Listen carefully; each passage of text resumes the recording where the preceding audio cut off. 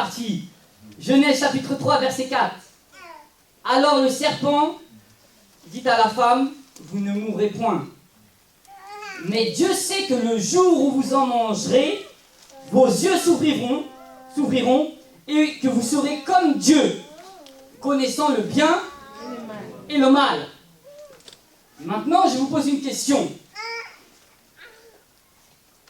Est-ce qu'à votre avis, Adam était déjà comme Dieu? C'est interactif. Moi, j'aime l'interactivité. L'homme a été créé à l'image et à la ressemblance de qui? Dieu. Est-ce que Adam était déjà comme Dieu? Il était déjà comme Dieu.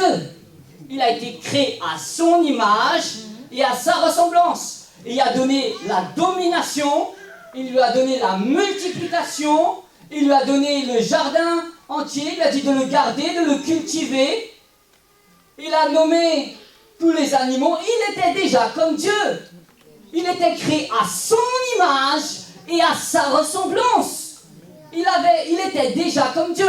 Pourtant le diable vient et lui affirme, mais Dieu sait que le jour où vous en mangerez, vos yeux s'ouvriront. Déjà, leurs yeux étaient déjà ouverts. Vu qu'ils ont vu l'arbre.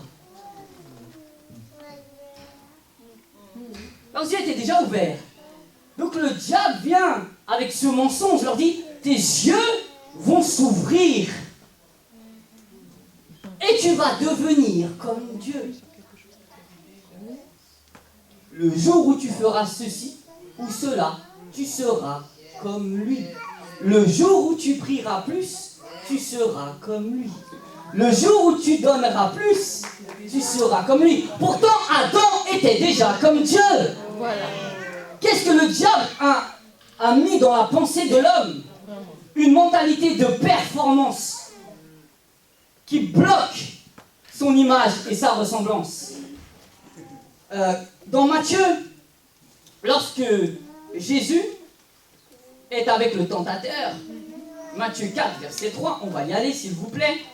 Le tentateur s'étant approché lui dit, si tu es fils de Dieu, ordonne que ces pierres deviennent des pains.